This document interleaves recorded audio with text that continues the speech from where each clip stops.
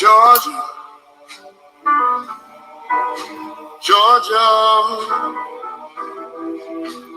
the whole day through. Just an old sweet song keeps Georgia on my mind. Hey, BB Nice. Hey, Taylor May. Hey, Robin. Thank y'all for joining me. I said, Georgia, Georgia, a song of you comes as sweet and clear as moonlight through the pines.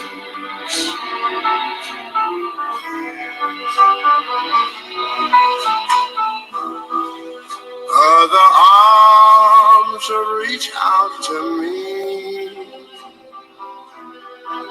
other eyes smile tenderly.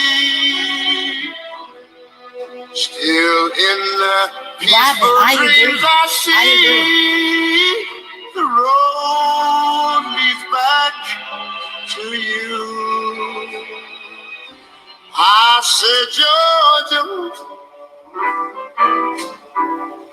oh Georgia, no peace I find, just an old sweet song keeps Georgia on my mind.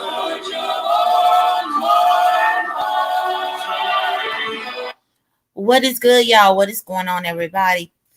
Happy Tuesday. Hey, Queen Diva. Hey to everybody. Robin, I agree. I'm actually a fan of this prosecutor now. That lady has been doing the dang on thing. What is good, the Tea Lounge? Good morning to everybody. That lady has been doing the dang on thing. And y'all, now y'all know me. I went to research this lady, and you can't really find too much information on her, but what I did find out is that she is from our county, y'all. She's from Cobb County. You get me? I said, when this case is over, and she come back down here, look here, I'm gonna have to go and try to find this dang on lawyer. I would like to meet her. I would like to, because she really been on top of her stuff, y'all. I can't even lie about that. She's been on top of it. You know, I have really been consumed with this case. And I mean, you may even call it invested. But I mean, whenever they were doing the jury selection and when this trial started, I told everybody that I was going to be focused on this because this is in my own backyard, y'all. Like, this is outside of my front door. And I've lived here in Atlanta long enough to see how people react to these types of racially charged cases.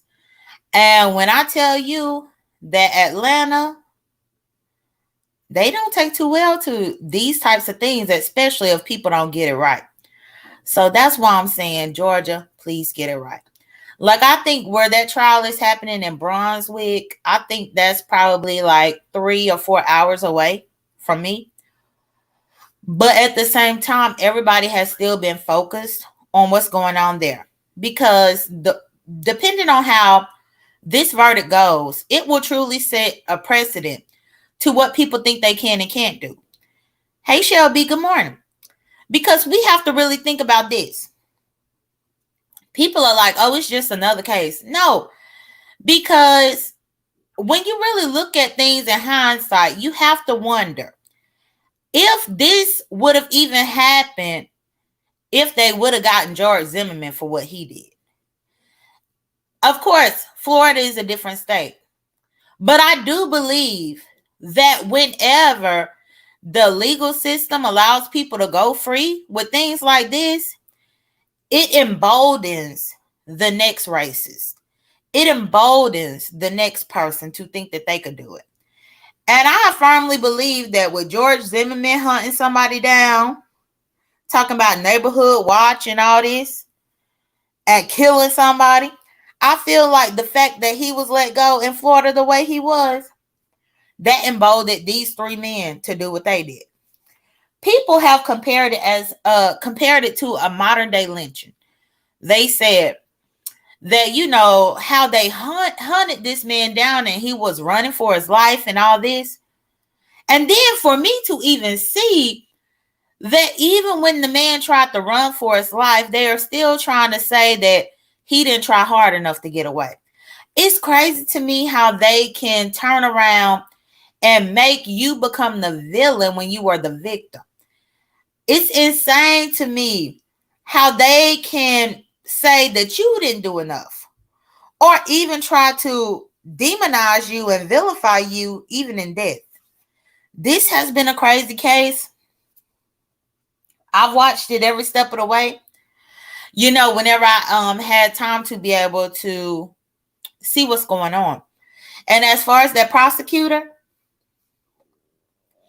I'm truly proud that she is the person that's on this case, because she has really been doing a good job with it. Now, do you find it interesting that the defense has been grasping at straws? The one man in particular, I think his name is Gough, Gough. That man has been doing the most. He's the same man that said he didn't want any black pastors. He's the same person that said that he didn't want Jesse Jackson. He didn't want Al Sharpton. He didn't want these people there to support all of this. What I think is interesting is how these people don't even realize that they exhibit the same exact prejudice and racist behavior that they call themselves defending these men from. How are you going to try to defend this type of racial shit? Meanwhile, you exhibit that same exact thing in your way of thinking, in your line of thinking.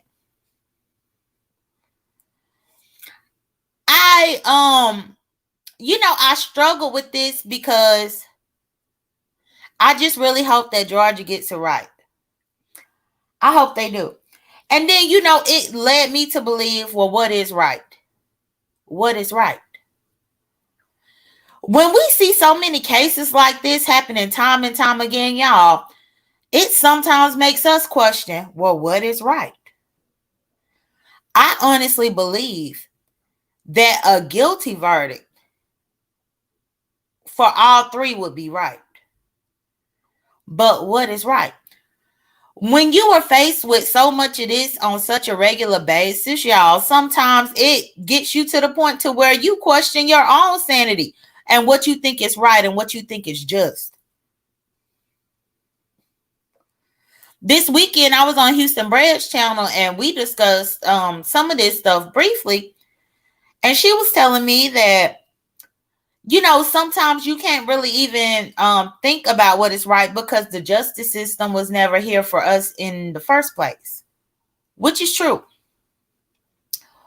But one thing that I can say is that many times we are left to only have hope in this particular system. And there is no way that they could justify what was done. Even with me on y'all know this channel is for my health and wellness, my weight loss journey and all that. Y'all, even this whole case, and this was even before the trial started. Well, this has been as long as I done lived in Georgia. Over 5 years. Yeah, I always second guess my own self going outside at certain times of the night. That shouldn't be the case. But it is the case. Like whenever I want to go out and be like, oh, well, I'm just going to go out here and go walking because I didn't get my steps in today. Hey, Trina B. I didn't get my steps in today, so let me go out. Let me go for a walk. Y'all, I second guess going out there. I got this one app that I downloaded to my phone. It's like one of those alternate walk and running apps. to help you build the stamina to start jogging and things like that. And I started using that app, y'all, but then I got scared. I come from South Mississippi, in which we were taught not even to run in the rain.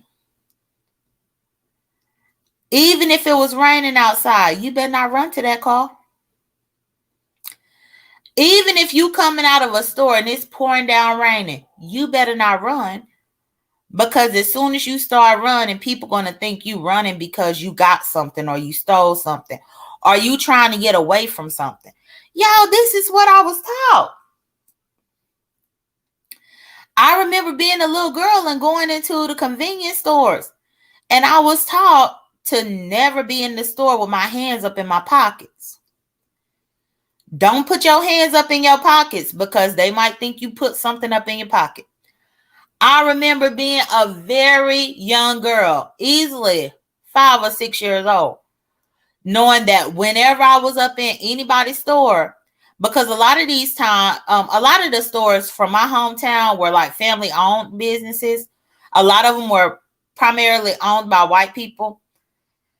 And my grandparents, my mama, everybody, they told us, when you go up in here, you need to make sure that they can see your hands. Don't put your hands up in your pockets because they might think that you put something up in the pocket. It's all of this bizarre stuff that unfortunately Black kids are taught at an early age. Black kids are programmed to think this way. And where white people try to say that they are allies with us and they stand with us, they don't even know the half.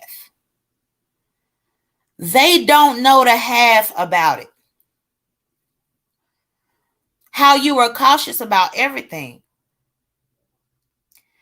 Even for me, with the app that I put on my phone, I would love to just be able to be in my neighborhood and use my app. But no, I feel the most safe going to a park that has a track to use my app. Even though I know my neighbors know me around here. To be honest, when it's dark outside and the moon is out, in my opinion, to them, we all look the same. So even though when it's daytime outside and I might want to use my app to work out, I typically don't do it unless I'm right here in the vicinity of my area. But at nighttime, oh no, absolutely not. Because they might suspect me. Hey, SAPD, thank you for joining. Because they might suspect me of doing something that I'm not doing. They might suspect me of trying to run to get rid of something, or you took something or whatever. You just don't know. And the crazy thing is, I really thought that whenever I was growing up, I thought that these were Mississippi problems. I really did. It's funny how when you grow up as a child, you can be so naive to the way the world works. To where even whenever I was learning all of this stuff as a Black child, as a tomboy child at that, you know, I thought it was just Mississippi. And I remember being young and I was always like, I just need to get out of Mississippi. When I get grown and I could leave Mississippi, oh, it's going to be different. When I get grown and I could live somewhere else, it's going to be different. When I get grown and I can live in a different state, it's going to be different. Y'all, I done lived in many states. And when I tell you, it ain't no different. Now, I have to say I've lived in states across the South. I've not lived up north yet, but I have people who I'm friends with from the north. And it's the same all the way around. But when I think about this case and how this dude was running, jogging, and got killed. And yesterday, whenever they were doing the closing statements, the closing arguments, one of the defense attorneys said something that was very reckless. For whatever reason, she wanted to focus on Ahmaud Arbery's feet, to the point to where she talked about how he had on shoes with no socks on and he had dirty toenails. What in the hell does his toenails have to do with anything that transpired? Dirty toenails? And my thing is, if he got on shoes with no socks on, how were you able to see his toenails to begin with? Unless, of course, you were judging the man based on autopsy photos taken of his feet and things like that after death. When you were trying to defend somebody from a crime, what does the feet of the victim matter? To me, it felt like they were just looking for any old thing to say. And you know something, I have to say that when I first heard about this, I didn't realize that Ahmaud was only 25 years old, y'all. I didn't realize that. To be honest, I didn't know how old he was. I remember when everything first went down, but I didn't know his age. But y'all, 25? That means that he had to have been born in like 95, 96, 97. It baffles me, especially as I get older, and where I could see the youth and the error in the ways of so many Black people now that I've gotten older. And I've had to learn from my own mistakes. But when you really think about it, Biggie and Tupac probably was killed when Ahmaud was just a little baby. Think about that, y'all. Really get into how old we really are, y'all.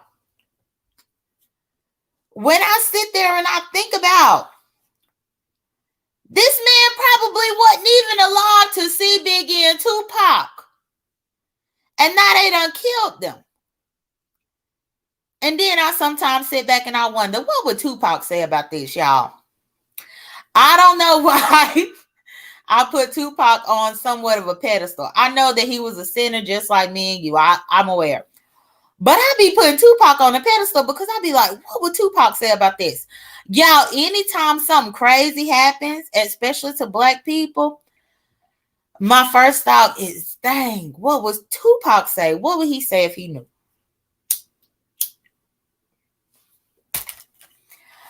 Most people would typically be like, well, what would Jesus do? What would Jesus do? But no, I just want to know, what would Tupac say? Because I have to imagine that he would have something to say about it. And that's one of the things that I think is missing from modern music, even now, y'all, is that not enough musicians, not enough rappers, not enough artists care enough. They aren't passionate enough to me. The fact that this really could happen, and the fact that this stuff was being talked about in music in the early 90s, and now we are in the early 2020s and it's still happening. A shame. It's an absolute shame. So yeah, I was watching the trial, and the jury is going to deliberate at this point. And please like my video. And y'all, I still have my giveaway. Y'all don't forget about my giveaway.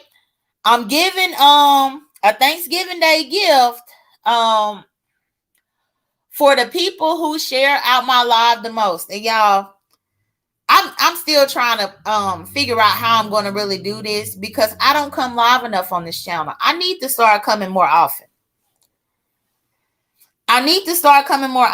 But either way, y'all, I'm doing it. I'm giving a Thanksgiving Day gift. And so far, Talk to Me with Brian is in the running. Oh, who else? Flo, The Ghetto View, and it's somebody else, y'all. Somebody else shared me. I gotta look and see, because somebody else did. And I put it on the community wall over here. But what I plan to do is do a Thanksgiving Day giveaway. And then I plan to do the 12 days of Christmas as well. So y'all need to stay tuned for the 12 days of Christmas. BB was in and out of here. Chop It Up. Chop It Up is in the running too. BB came in, but BB wants to be a part of the 12 days of Christmas as well.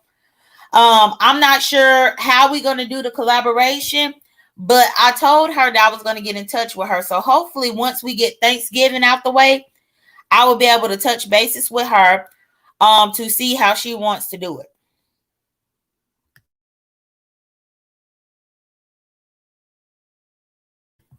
Lady T, or no, why I want to call her Lady T. The T Lounge said Tupac would be a powerhouse. They knew what they did when they did. They knew what they did by that. Shelby said, "You're not by yourself because I believe he will be a strong voice." I do too. Y'all, for the first 12 days of December, I'm doing 12 days of Christmas giveaway. And this is just me to give back. And I'm only doing my giveaway on this channel, not my main channel, this channel right here. This channel.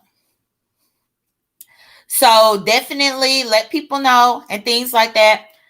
I'm still trying to figure out how I want to gear those giveaways for the first 12 days of December.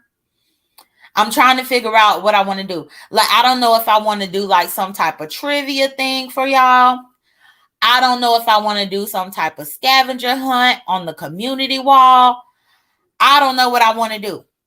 Which I think that I may post a scavenger hunt on the community wall. And then y'all have to hunt through certain videos on this channel to find the answers. And the first person to deliver the correct answers will win for one particular day.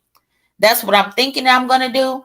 I just really got to find the time, which hopefully this weekend, after all the Thanksgiving stuff is over, I will be able to sit down and focus on exactly how I want to do this. But I am going to do it. And like I said, BB is also getting involved with it. So y'all subscribe to BB's channel as well, because BB is want to partake in it also. So yeah, we just going to give back over here.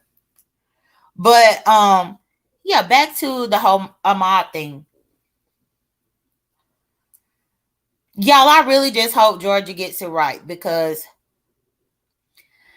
I don't even know what may happen if they get it wrong, y'all. I mean, we already witnessed them burn down the Wendy's. Did y'all forget? With Rayshard Brooks. Burnt down the Wendy's. Of course, it ended up being found out that a white girl did it.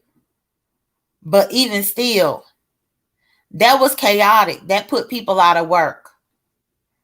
That made the police be on edge, suspecting so many people. Even they burnt some police cars. They bombed the CNN Center. They did a whole bunch of stuff. And it's just like, I think this year the racial tensions have already been high, because remember we had that runoff at the beginning of the year. First off, we turned the state blue whenever we had to vote for Joe Biden. But then even after we turned the state blue and voted for Joe Biden, then we had that Georgia runoff, in which that was blue as well. Since that has happened, it's been pretty tense racially, because I believe that there are so many people who were born and raised here that are so comfortable with Georgia being a red state that they get enraged and infuriated that people are coming from all over the place and turning this state blue. And now we got this trial in particular. And depending on how this goes, either way, it could be some crazy stuff going on outside. And one thing that I've learned living here is you always got to be prepared for anything. I was talking to my cousin last night, and she was telling me for me to fill up my car. Y'all, I ain't even think about having to fill up my car, but she was like, you better fill up your car. She was like, you might have to drive somewhere or leave. I would not think that it would get that bad, but you just never know. And that's why I just really hope and pray. And I'm not even one of those praying people like, Bible thumping, all of that. I'm not that. But sincerely, I hope and pray that they get this right. If they don't get this right, y'all, that can truly open the gateway for people to think they could do whatever in the hell they want to do to anybody. Citizens arresting, falsely apprehending people, and shooting and killing people because they don't want to talk to you. Do y'all know how many people I ignore on a day-to-day basis? I mean, people who know me in real life, they know that I'm notorious for having my headphones on at all times, even if I'm not playing music. Even if I'm not listening to anything, even if I'm not playing music, I'm going to keep my headphones on because that way that'll make you not want to talk to me. As much as I am extroverted on here, I'm really an introvert. But I think that's from me being an only child. I stay to myself. I keep to myself. I don't want people bothering me. I don't want people in my face. Sometimes people be wanting to try to talk to me or in public, and it just be like weird, and I just would rather just mind my business. So I might act like I ain't even heard what you said. But the fact that these people tried to make Ahmaud talk to them and explain to them why he was running, and he didn't want to talk to him. And even with this trial, y'all, it came out that this man refused to talk to him. He never uttered one word to them. He just ran away. That's all he did. All he did was run. And my thing is, how in the world are you going to really think that you are so entitled to a conversation from somebody? Nobody should ever feel entitled to a conversation. If I don't want to talk to you, I don't want to talk to you. If you're asking me a question that I think is unnecessary, I don't have to answer it. If I decide to walk in the other direction because I don't want you around me, that's my right to do. And the fact that they cannot say that he threatened them because he never spoke to them. He didn't curse at them because he never spoke to them.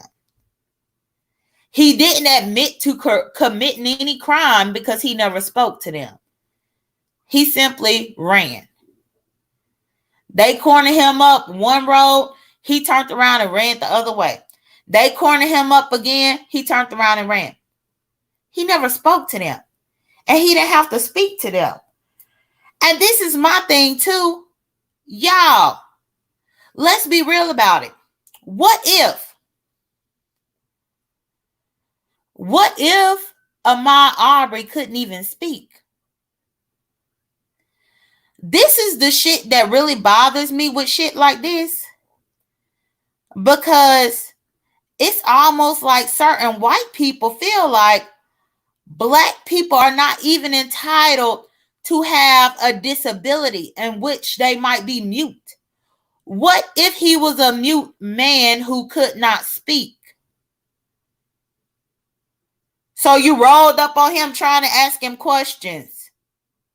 Well, if he is a mute man who cannot speak, he couldn't answer you. So it was worth killing him?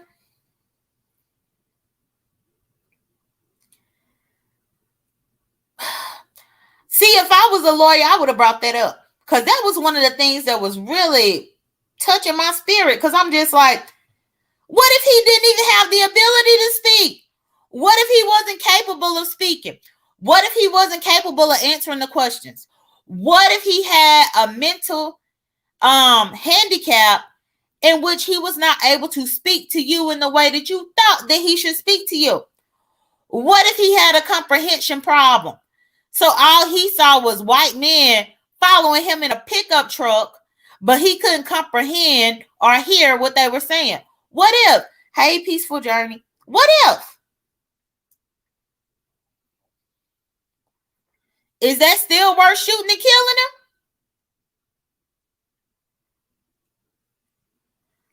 You got to speak when spoken to. You got to listen and hear everything that people say. You got to watch your back. You can't run. You can't have a gun. You can't walk. You can't drive. You can't sit at the airport. You can't be laying up in your bed, up in your house. You can't do this. You can't do that. Why?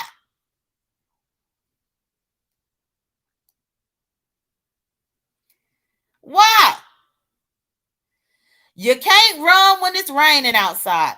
You can't have your hands up in your pockets. You can't put a hood on your head. You can't wear a cap. One thing that I found interesting, what's good being Maryland? One thing that I found interesting about this pandemic, y'all, and I kid you not, I said this when this pandemic first started. I said, well, damn, this is the first time as a Black woman with dreads that I actually feel comfortable covering my identity. Having my mask on, having my hood on, having gloves on my hands, making sure that my whole body was protected from this damn virus out here. But if we fast forward back to 2019, in which this Ahmaud Arbery, was it 2000? No, I think it was 2020. It happened to Ahmaud. But if we rewind it to 2019, 2018, y'all, just having a hood on would have been a problem. Being a Black person walking into a bank with a mask on would have been a problem. Being a Black person walking in Walmart with a mask on, with a hood on, with gloves on would have been a problem. Walking into the convenience store that way would have been a problem. Keeping your hands up in your pocket so that you don't touch anything and accidentally touch your eyes would have been a problem. All of these things that are now normal is acceptable for us to do it as Black people because it's the new norm for everybody. Meanwhile, prior to this pandemic, you could have been executed on spot just for having a hood on, just for having a cap on, just for dang on wearing dark clothing, covering your hands. All of this.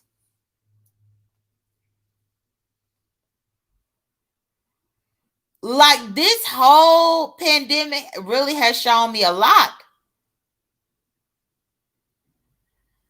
Because there is no way you could have walked anywhere with your face covered as a Black person before there was a virus out there. And that's really unfortunate.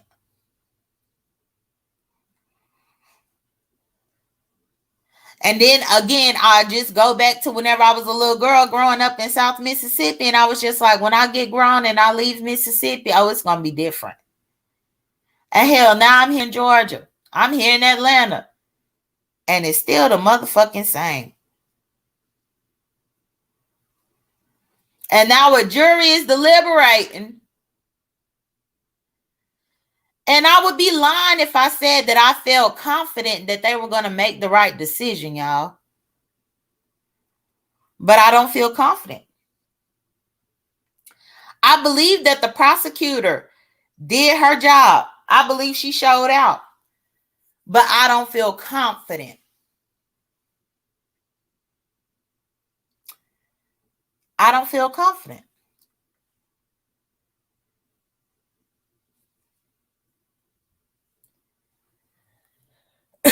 Y'all, let me check my phone because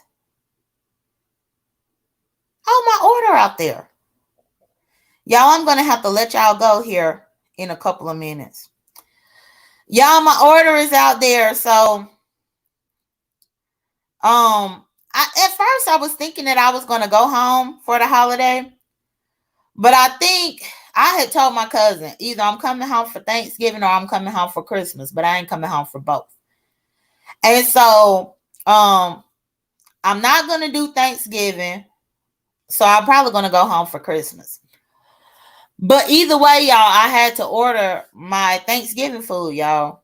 So I ordered a quarter honey baked ham. And they had the honey baked ham store or whatever, they on DoorDash. And so I ordered that through DoorDash because at first I was going to wait until tomorrow to order it. But last year, whenever I waited to the last minute, y'all, they didn't have anything. So that's why I was like, let me go ahead and order it today.